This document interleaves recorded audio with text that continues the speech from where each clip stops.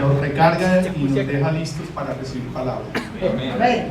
Veo caras de mis profesores de Biblia hace unos años, compañeros y gente joven. Esta iglesia es de gente joven. Amén. Amén.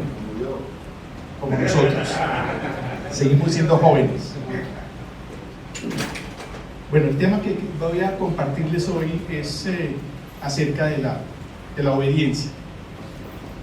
El pastor hace un mes me lanzó al agua sin tener idea de qué se trataba y me comprometió a compartirles un tema que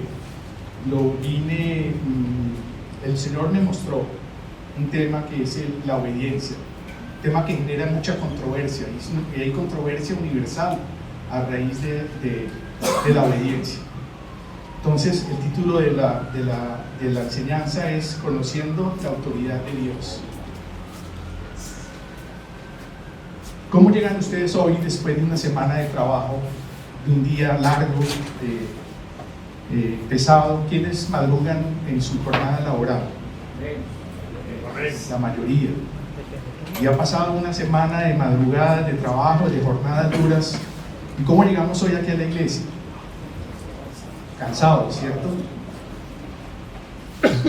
¿A quién le gusta el deporte? A todos los jóvenes les gusta el deporte, y los no jóvenes también. En el deporte vemos, o quienes nos gusta el fútbol, pensé que íbamos a tener al pastor Silvano, que es un deportista de alto rendimiento, pero se lo fue. ¿Nos gusta el fútbol? Recientemente tuvimos la oportunidad de mirar la Copa Mundial de Clubes en Norteamérica, en Estados Unidos, jugando partidos en horas de la tarde con temperaturas de más de 40 grados centígrados, con porcentajes de humedad que sobrepasaban el 50-60%, condiciones muy adversas para practicar el deporte. En estas condiciones, la reglamentación de las entidades que rigen el deporte establecen ciertos momentos donde tenemos que recargarnos para evitar problemas por la adversidad del clima. Por ejemplo, en el fútbol vemos el famoso cooling break. ¿Saben cuál es el cooling break? Más o menos a los 30 minutos de cada tiempo, el árbitro da un periodo de tiempo para que los jugadores se hidraten, se refresquen un poquito y no vayan a sufrir el golpe de calor. Lo llaman muchas veces, que puede causar desmayos, puede causar síncopes, y es complicado para los deportistas. ¿Y a quienes les gusta, por ejemplo, el ciclismo? Estamos ahorita también en el Tour de Francia, segunda semana del Tour de Francia. Hoy el amigo Pogacar volvió a ganar y le cogió más de 4 minutos al segundo. En el ciclismo también es un deporte muy duro, los que lo hemos practicado hemos sufrido momentos difíciles, y estos deportistas profesionales hacen distancias larguísimas con terrenos en difíciles condiciones, mucha montaña, climas adversos también, extremo frío, extremo calor, y la Federación de Ciclismo Internacional determina en algunas etapas también algunos espacios de lo que determinan ellos el avituallamiento. ¿Saben de qué significa el avituallamiento? Los ciclistas, Santiago. Sí, señor. Dar, refrescar al ciclista, darle agua. Son zonas dentro de la misma etapa que permiten el reabastecimiento.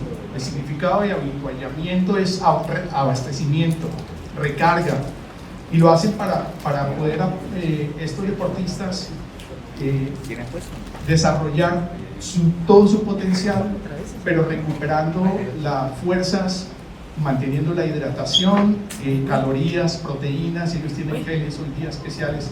Hace unos años, cuando los colombianos viajaban a las carreras europeas, llevaban panela y bananos, y con eso quedaban aterrados. Hoy día es muy tecnificado, geles especiales. Eso es lo que es la recarga. Eso es la recarga para soportar la inclemencia del clima y la dureza del deporte. Entonces de eso se trata. Llegamos cansados hoy aquí. ¿Por qué llegamos? por obediencia y por recargarnos del Señor, ¿cierto?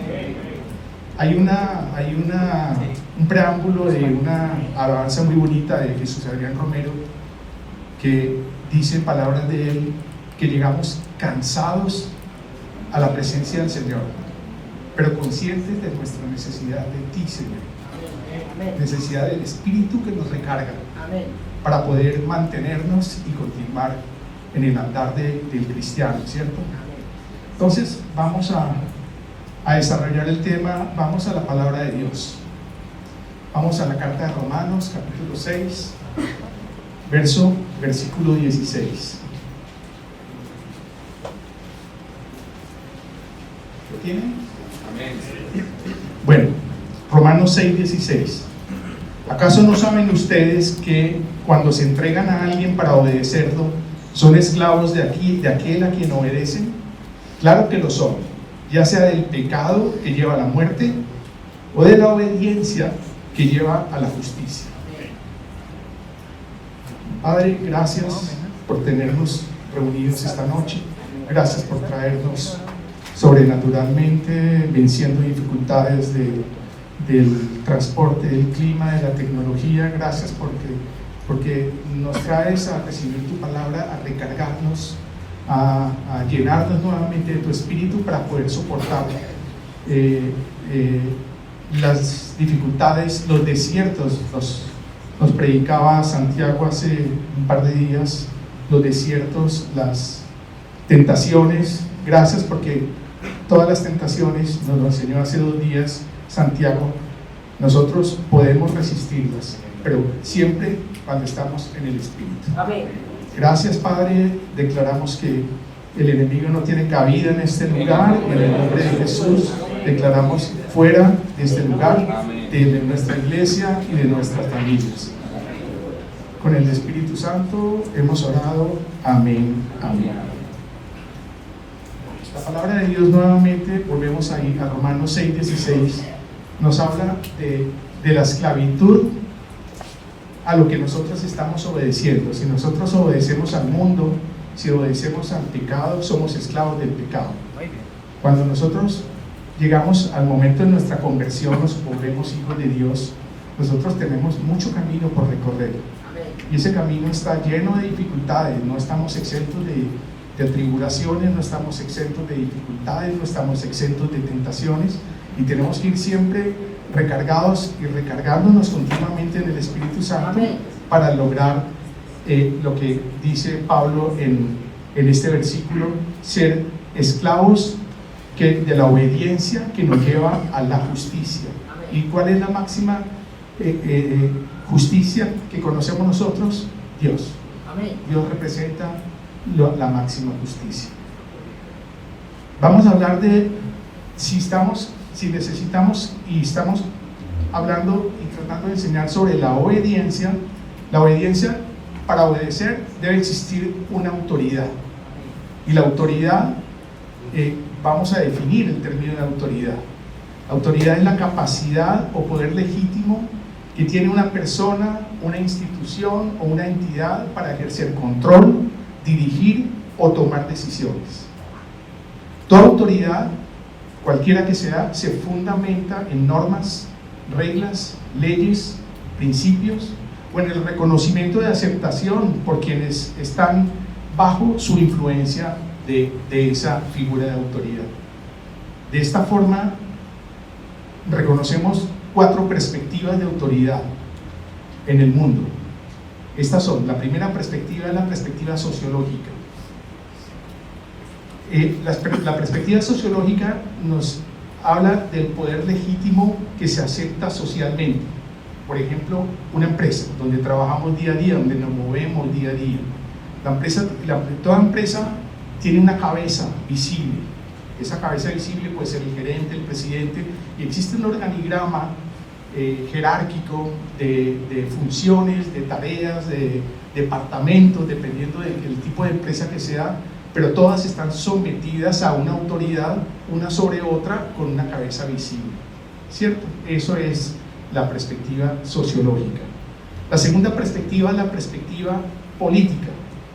La perspectiva política es la autoridad legítima que tiene un Estado o un gobernante para ejercer poder basado lógicamente sobre ciertas normas, leyes, estatutos o constitución, si se trata de una democracia. Yo no me quiero meter mucho en el tema político, pero vamos a tener que mencionarlo en algunos momentos. La tercera perspectiva es la perspectiva ética y moral. La perspectiva ética y moral de autoridad es la legitimidad moral que tiene una figura para emitir juicios. Y aquí tenemos el ejemplo de la justicia en un país, los jueces. Los jueces tienen esa capacidad de emitir juicios y es su autoridad y es legítima. También tenemos como ejemplo claro los maestros. Los maestros en los colegios, en las escuelas, en las universidades tienen también autoridad legítima para enseñar a un grupo o discipular o enseñar a un grupo de estudiantes sobre ciertas normas establecidas por la entidad seguramente, es decir, el pensum, lo que tiene que enseñarse a los estudiantes. La cuarta perspectiva es la perspectiva religiosa. La perspectiva religiosa de autoridad es la autoridad, en este caso la autoridad se legitima a través de la conexión espiritual y divina y representa ya la autoridad espiritual. La autoridad espiritual para nosotros es nuestra iglesia. Y nuestra iglesia tiene una organización jerárquica también en diferentes niveles, a nivel nacional, internacional, porque estamos en varios países. Y localmente en nuestra iglesia pues tiene un pastor principal, un pastor de apoyo, tienen los diáconos, tienen los líderes, y son quienes se maneja la organización de una serie de ministerios que están obviamente para el servicio de la comunidad, sirviéndole al Señor también. Ese tema es importante porque la obediencia se va a reflejar en el servicio. Más adelante vamos a explicar de qué se trata. Y hay un punto importante que no quiero dejarlo pasar, que es la familia. La familia, y más en nuestras familias que somos cristianos, son familias cristocéntricas. La familia es el núcleo de una sociedad. Como núcleo de la sociedad, pues es muy importante porque es donde quieren atacarnos. El enemigo ataca mucho las familias y se va por la parte más frágil de la familia, que es por los niños. Entonces hay que reconocer la autoridad de padres sobre los hijos dentro de ese núcleo familiar, y en ese núcleo familiar podemos evaluar todas las anteriores 4 perspectivas y todas están unidas en el núcleo familiar. Hay una perspectiva sociológica porque está aceptada socialmente, hay una perspectiva política porque tiene normas, leyes de la familia, son leyes cristocéntricas en nuestras familias cristianas, y es lo que debemos enseñarles a nuestros hijos, evitando muchos problemas o muchas amistades que pueden llevar a desviar nuestros hijos hacia otros caminos, como nos lo predicaba también Santiago hace un par de días aquí en el templo. Ahora vamos a la palabra de Dios. En la Biblia estamos hablando de autoridad y hablamos de las autoridades, las perspectivas de nuestra iglesia, de la iglesia como perspectiva religiosa o autoridad espiritual. Nuestros líderes, diáconos, pastores son autoridades que están determinadas por Dios, están puestas para su obra y para nuestro servicio también. En la Biblia vamos a encontrar, si buscamos cuántos versículos se refieren a la obediencia, que es el tema principal, vamos a encontrar que encontramos más de 200 versículos en la palabra de Dios que hablan directa o indirectamente sobre la obediencia. Y vamos a referirnos a 5 puntos con los cuales vamos a tratar de ver la importancia de esa obediencia, qué significa esa obediencia, para qué nos sirve a nosotros, y finalmente nos va a llevar a entender el concepto de la voluntad de Dios, diferente a la obediencia a la norma o a los mandatos. Entonces el primer punto es la rebelión. En la rebelión vamos a tocar el tema del origen de Satanás. Y vamos a la palabra de Dios, al libro de Isaías. Isaías capítulo 14. Capítulo 14, versículos del 12 al 15.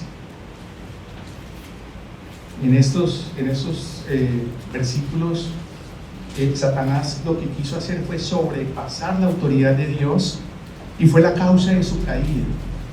Entonces dice el profeta Isaías: ¿cómo has caído del cielo, lucero de la mañana? Tú que sometías a las naciones, has caído por tierra. Decías en tu corazón: subiré hasta los cielos, levantaré mi trono por encima de las estrellas de Dios. Gobernaré desde el extremo norte en el monte de los dioses, y subiré a la cresta de las más altas nubes. Seré semejante al Altísimo. Pero has caído arrojado al sepulcro, a lo más profundo de la fosa. Claramente ese es el intento de Satanás cuando se rebela contra la autoridad de Dios. Él quiso ser igual o superior a Dios, quiso montar su trono por encima del de Dios, y por eso vino la caída al fondo del abismo, al sepulcro. Ese es el origen de Satanás. Pero ese origen de Satanás nos está dejando a nosotros unos principios de Satanás, los cuales tenemos que identificarlos claramente para tratar siempre de evitarlos. Si servimos nosotros a Dios, no podemos desobedecer las autoridades, porque el desobedecer las autoridades, estamos entrando en el principio de Satanás. El principio de Satanás es desobedecer la autoridad de Dios. Él la desobedeció, por eso cayó. Entonces muchas veces nosotros estamos sirviendo en la iglesia, somos absolutamente rectos con los dogmas, las doctrinas, las enseñanzas, pero salimos de la iglesia y seguimos los principios de Satanás. No obedecemos las autoridades, y las autoridades son todas las autoridades. A veces no nos gustan, a veces llegamos a un semáforo en rojo, no hay cámaras, no hay guardas, me paso. Estamos desobedeciendo. Entonces es posible que en la obra estemos con Cristo en su doctrina, pero a la vez también con Satanás en sus principios. Y este es un error muy grande que nosotros conocemos. Tenemos que ser obedientes, como lo fue Jesús. Ya vamos a mencionar más adelante que Jesús es la máxima expresión de la obediencia. Amén. Satanás no tiene temor de que nosotros prediquemos la palabra de Dios ni la palabra de Cristo. Él no tiene temor de eso, lo tiene sin cuidado. ¿Cuánto teme Satanás? Eso sí, que estemos sujetos a la autoridad de Dios. A eso sí le tiene temor, y si nosotros estamos sujetos a la autoridad, Satanás no tiene nada que hacer en nuestro camino. El segundo punto que les quiero contar es cómo conocemos nosotros la autoridad de Dios, y es la revelación. Para entender esa autoridad se requiere de una gran revelación, y la revelación es el encuentro con la autoridad de Dios.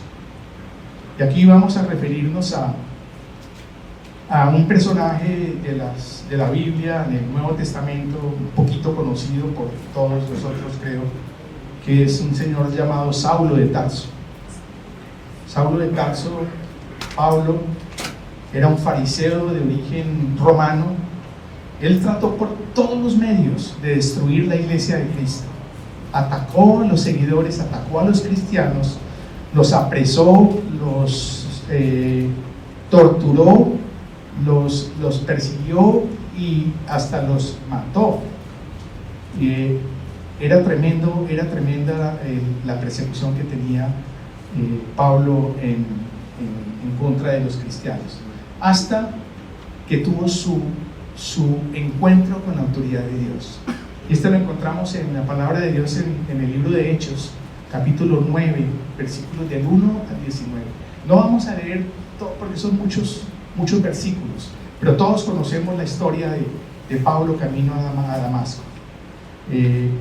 Él tuvo que quebrantarse, incluso quedó ciego momentáneamente por unos días, hasta que después ya vino por misericordia y Dios lo transformó. ¿Por qué? Porque tenía un propósito muy grande con el Evangelio de Pablo. El Evangelio de Pablo hacia los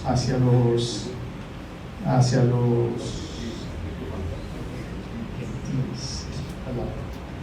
Es tremendo porque él comenzó la evangelización fuera de los judíos y empezó a sembrar la palabra de Dios en todos los pueblos, sembró iglesias y hoy día lo leemos en las cartas paulinas y es tremendo el mensaje que tiene él. Solamente estudiando el libro de los Romanos, que recientemente lo estudiamos en el semestre pasado en el FACTER, hicimos una exégesis de cada versículo en las diferentes versiones de esta carta a los Romanos y es increíble el mensaje que nos deja.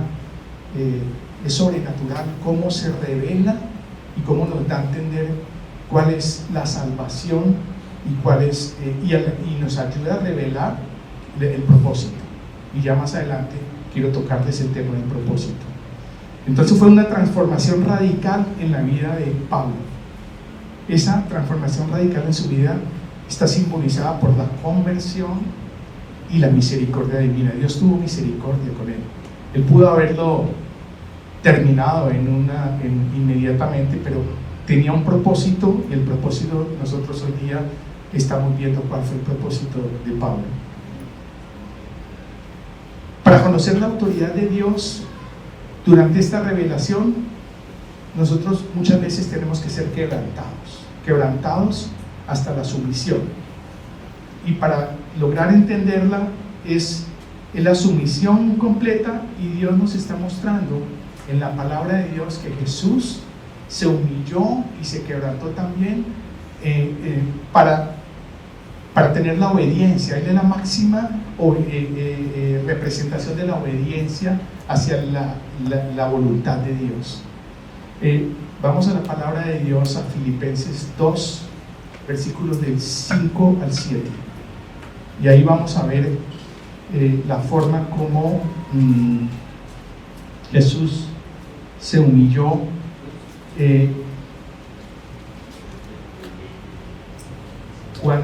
cuando se despojó de su divinidad y se humilló en su humanidad. La palabra de Dios dice, Filipenses 2, 5 a 7, la actitud de ustedes debe ser como la de Cristo Jesús, quien siendo por naturaleza Dios no consideró ser igual a Dios como algo a que aferrarse. Por el contrario, se rebajó voluntariamente, tomando la naturaleza de siervo y haciéndose semejante a los seres humanos. Se despojó a sí mismo de su divinidad y se humilló en su humanidad.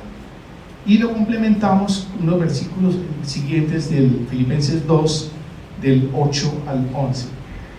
Dice la palabra de Dios, y al manifestarse como hombre, se humilló a sí mismo y se hizo obediente hasta la muerte, y muerte de cruz.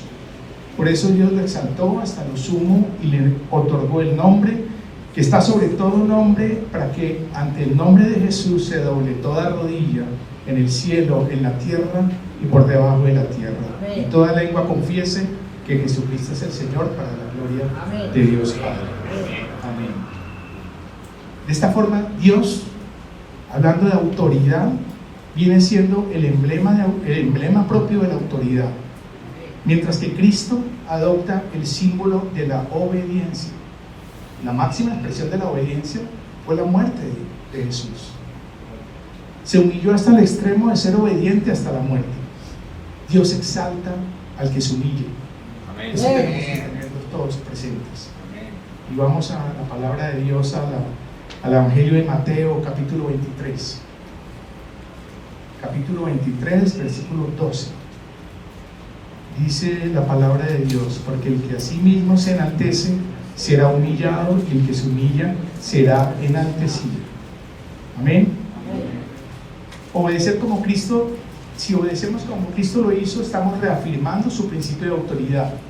Y ya hemos hablado previamente que la rebelión es el principio de Satanás. Entonces ya tocamos un término diferente, la voluntad de Dios. Vamos a hablar un poquito sobre la diferencia entre el mandato y la voluntad de Dios. El tercer punto habla de la obediencia a la voluntad de Dios. La voluntad de Dios no es solamente las leyes, los mandamientos que nos dio por medio de Moisés. No, el libro los libros de Moisés, donde habla de las leyes, nos menciona todas las leyes al pie de la letra, escritas, y era la ley, o es la ley de los judíos, ¿sí?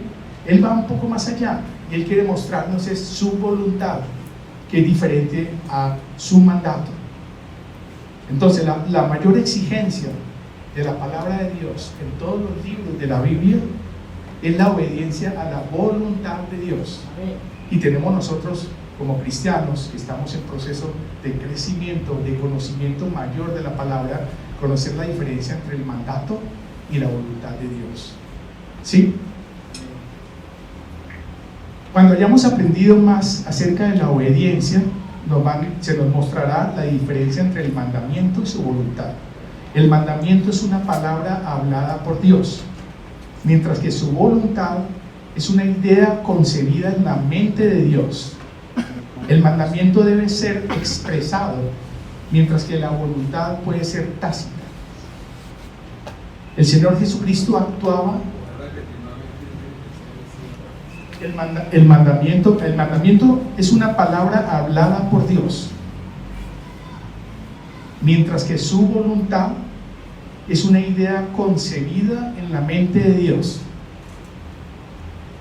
El mandamiento debe ser expresado porque está escrito en la palabra. La voluntad no está escrita en la palabra. La voluntad se nos revela estudiando la palabra. Entonces la voluntad puede ser tácita, mientras que el mandamiento debe ser expresado. El Señor Jesucristo, que es la máxima ejemplo que tenemos nosotros, actuaba de acuerdo con la voluntad de Dios. Él siempre dijo: no me hagas pasar este trago amargo, pero hágase tu voluntad. Él actuaba y hablaba, su palabra es siguiendo la voluntad de Dios. Por eso lo tenemos como la máxima expresión de la voluntad de Dios, es Jesucristo. Y lo revela en las oraciones de Jesús en Getsemaní. Nuestro Señor Jesucristo manifiesta la autoridad total de Dios. Vamos a la palabra de Dios, a Mateo 26, versículo 39. Dice la palabra de Dios en Mateo 26, 39: yendo un poco más allá, se postró sobre su rostro y oró: Padre mío, si es posible, no me hagas beber este trago amargo, pero no sea lo que yo quiero, sino lo que quieres tú. Y ahí mismo, unos versículos más adelante, el versículo 42 del mismo capítulo 26 de Mateo, dice: por segunda vez se retiró y oró: Padre mío, si no es posible evitar que yo beba este trago amargo, hágase tu voluntad.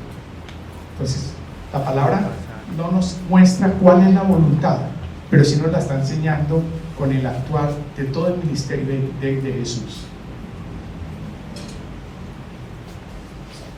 Conocer la voluntad de Dios y obedecerla es someterse a su autoridad.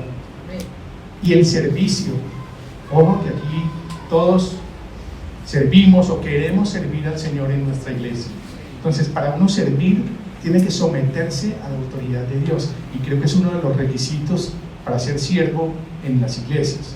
Hay hay un libro muy bueno, ya les voy a dar el nombre del libro, que es de autoridad espiritual, que es extraordinario, y fue donde yo me centré para sacar muchos conceptos que les estoy comunicando en este momento.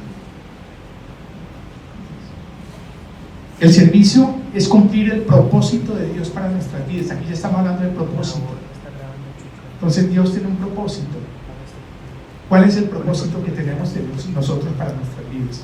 Yo me acuerdo cuando yo era inconverso, yo crecí en una familia católica con principios y con sanos católicos. No era no era practicante, pero tenía mis reglas, unos propósitos para mi vida.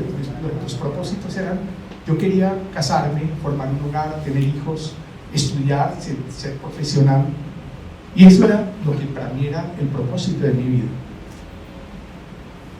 Después de conocer a Jesús, de conocer a Cristo y de empezar a crecer espiritualmente, empieza uno a identificar cuál es el propósito que tiene Dios para nuestras vidas. Esa es la revelación. Es una revelación, nos llega, en cualquier momento nos va llegando y vamos entendiendo cuál es ese propósito. Entonces no es mi propósito, sino es el propósito de Dios para nuestras vidas. La muerte de Jesucristo es la máxima expresión de la obediencia a la autoridad. Yo creo que no tenemos, yo no conozco a nadie que dé la vida obedeciendo la autoridad por los demás. Creo que es único. Y hay dos cosas importantes para los cristianos aquí, y esto nos lo deja también Pablo en su carta a los Romanos. Nos habla de la salvación. Entonces hay dos cosas importantes para nosotros como cristianos, como fundamento para conocer la autoridad, obedecerla y obedecer la voluntad del Señor para nosotros. Y estos son la confianza en la salvación de Dios y la obediencia a su autoridad. O sea, confianza y obediencia. Esos son dos puntos importantísimos que quiero que nos llevemos de aquí, de esta charla, de esta enseñanza. El principio de autoridad, el principio del servicio para los que queremos servir o somos servidores de Cristo es la autoridad. Tenemos que respetar las autoridades, la autoridad delegada por Dios en nuestra iglesia, nuestro pastor principal, los pastores de apoyo, los diáconos. Veo varios diáconos acá y son las autoridades y son los que nos están llevando por este camino que necesitamos. Los que servimos o queremos servirle a Dios debemos entender la autoridad y también discernir lo que significa la transgresión de la autoridad. Y quiero dejar ese término de transgresión para que hablemos un poquito al final hagamos un pequeño debate. El pastor Walter me había dicho que hiciera algún tipo de actividad con el grupo de hombres cuando termináramos la enseñanza, y pues yo pensé, hagamos un poquito de debate sobre autoridad, que es el tema principal. ¿Cierto?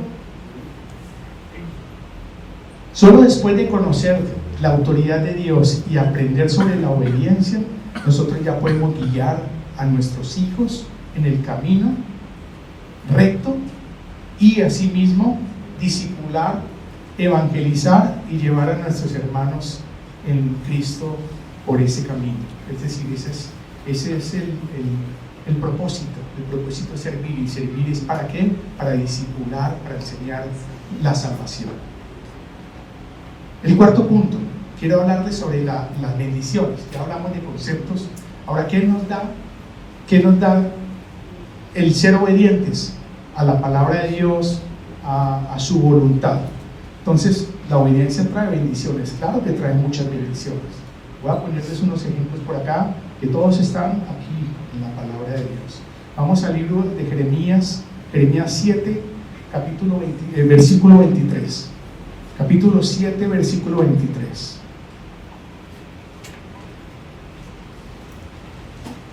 Amén. Estamos. Lo que sí les ordené fue lo siguiente: obedézcanme, así yo seré su Dios y ustedes serán mi pueblo. Condúzcanse conforme a todo lo que yo les ordené, a fin de que les vaya bien. O sea, el irnos bien es una consecuencia de la obediencia. Vamos al libro de Deuteronomio, capítulo 28, versículos del 1 al 2. Dice la palabra de Dios: si realmente escuchas al Señor tu Dios y cumples fielmente todos estos mandamientos que hoy te ordeno, el Señor tu Dios te pondrá por encima de todas las naciones de la tierra. Si obedeces al Señor tu Dios, todas estas bendiciones vendrán sobre ti y te acompañarán siempre. Vamos al libro de Josué, capítulo 1, versículo 8. Dice la palabra de Dios en Josué 1:8. Recita siempre el libro de la ley y medita en él de día y de noche. Cumple con cuidado con todo lo que en él está escrito, así prosperarás y tendrás éxito. Prosperidad, éxito. Eso es respuesta de la obediencia. Esos son los beneficios, esos son las bendiciones que recibimos al obedecer la palabra y la voluntad de Dios. Vamos a los salmos. Salmo 1, capítulo 1, del 1 al 3. Dice la palabra de Dios en Salmo 1, 1 a 3. Dichoso el hombre que no sigue el consejo de los malvados, ni se detiene en la senda de los pecadores, ni cultiva la amistad de los blasfemos, sino que en la ley del Señor se deleita, y día y noche medita en ella. Es como el árbol plantado a la orilla de un río, que cuando llega su tiempo da fruto y sus hojas jamás se marchitan. Todo cuanto hace prospera. Entonces tenemos prosperidad. 2 veces nos lo está diciendo aquí en estos versículos que les traigo. Y vamos a terminar nuevamente con el libro de Romanos capítulo 6. Ahí hay unos versículos muy parecidos, pero con unos términos que difieren uno del otro. Romanos 6, 17 y el 18. Dice la palabra de Dios: pero gracias a Dios que, aunque antes éramos esclavos del pecado, ya se han sometido de corazón a la enseñanza que les fue transmitida. En efecto, habiendo sido liberados del pecado, ahora son ustedes esclavos de la justicia. Y ya vimos que la justicia es Dios. Y ahí más adelante, en versículos 22 al 23 del mismo capítulo 6 de Romanos, nos dice Pablo en este capítulo: pero ahora que han sido liberados del pecado y se han puesto al servicio de Dios, aquí ya nos habla de lo que nosotros queremos ser, queremos servirle a Dios. Se han puesto al servicio de Dios, cosechan la santidad que conduce a la vida eterna, porque la paga del pecado es la muerte, mientras que la dádiva de Dios es vida eterna en Cristo Jesús, nuestro Señor. Amén.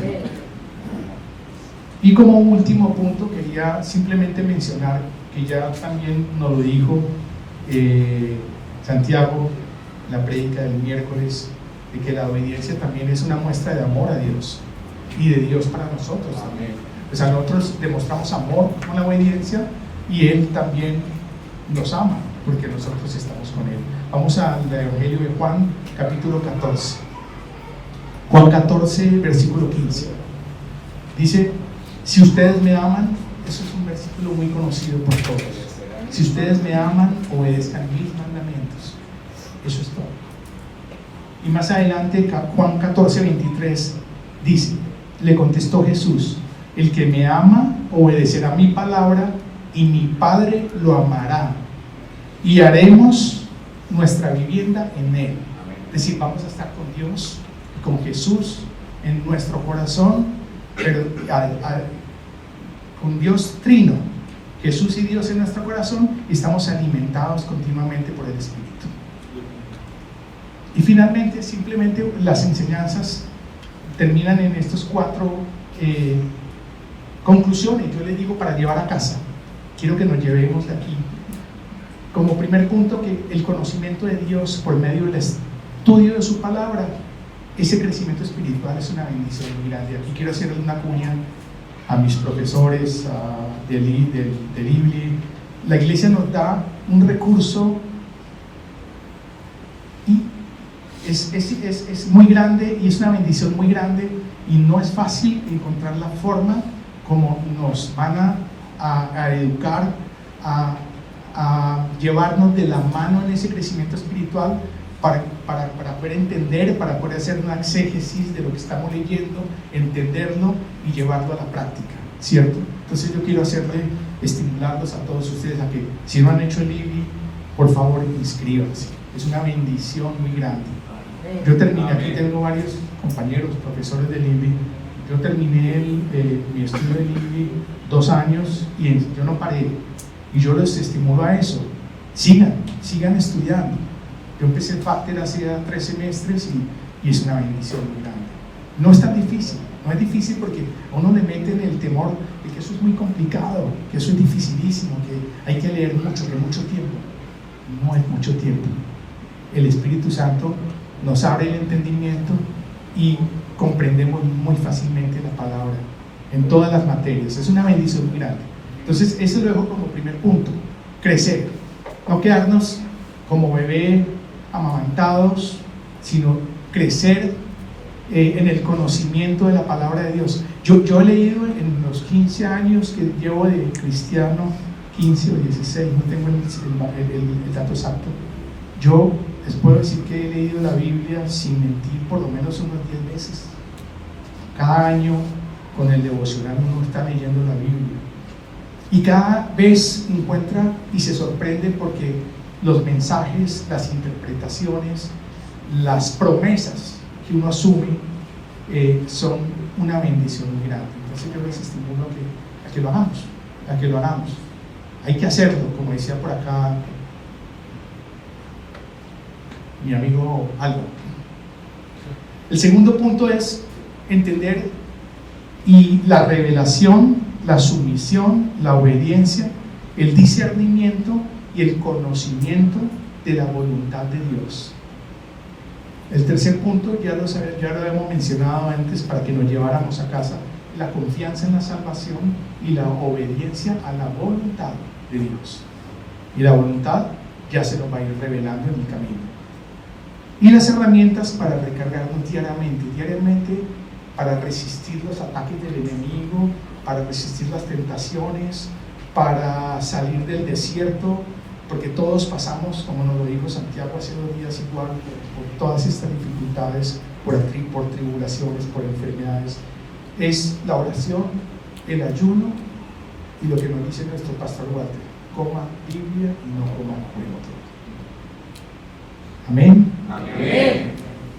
Esto era el mensaje que yo quería darles hoy. El libro del cual les traje gran parte de este contenido se llama Autoridad Espiritual. El autor es Watchman Nee. Es un libro publicado en el 2006. Es extraordinario, los conceptos son buenísimos y yo creo que todos los que servimos o queremos servir debemos estudiarlo, entenderlo y proyectarlo en nuestro camino, porque esa es la base para poder nosotros servir y poder discipular.